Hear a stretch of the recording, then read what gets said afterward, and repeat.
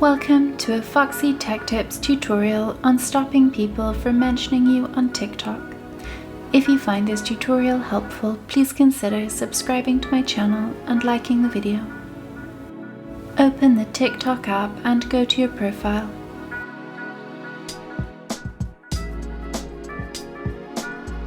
Tap on the 3 horizontal lines button in the top right of your profile.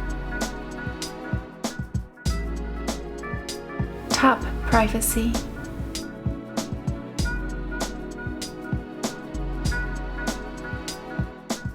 Scroll down the privacy settings and under the safety heading, tap on Mentions.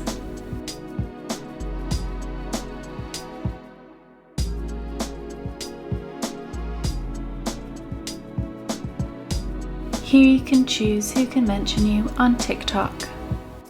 You can choose between everyone, people you follow, friends, or no one. To make it so that no one can mention you on TikTok, select No One. And that draws an end to this tutorial. Please like the video if you found it helpful and subscribe to Foxy Tech Tips for more TikTok tips and tricks.